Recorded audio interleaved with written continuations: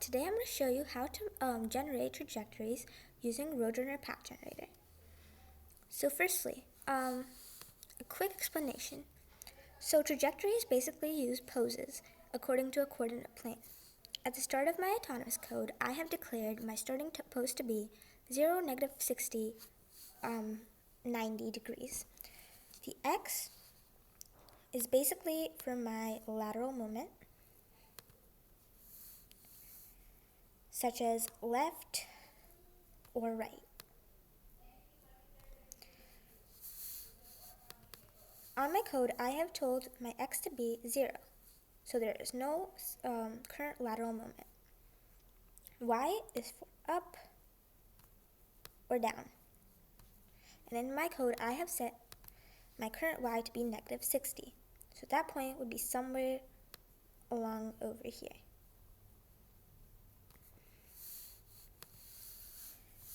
Now, when I write my trajectory, I'm basically telling my robot to move to a new point, such as 0, 0,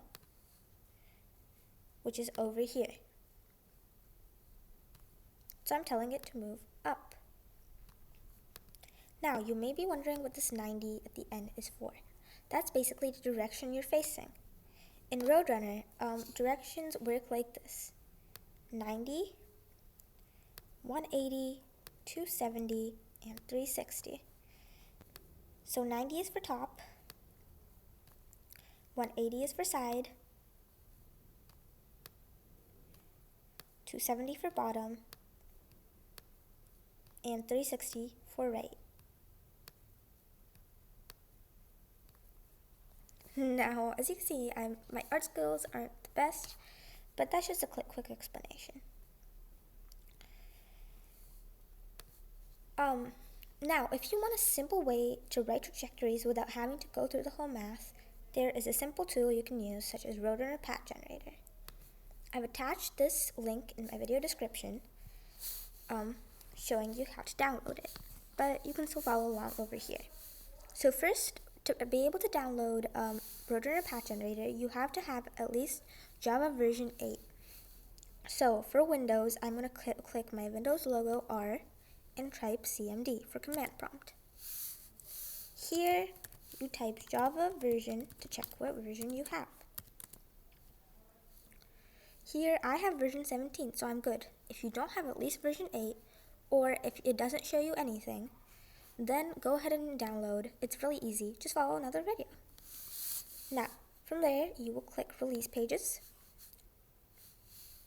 and let it load, and it should take you to this link. In Assets here, you need to download the jar file. Let that download.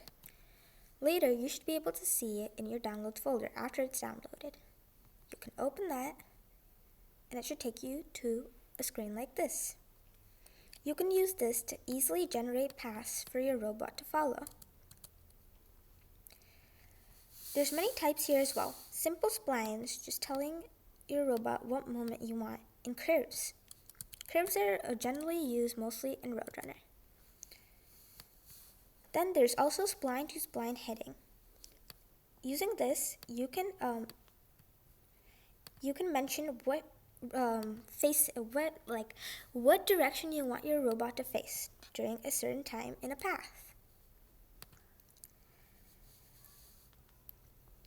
Linear heading can be used when you want to keep an explicit heading in your path.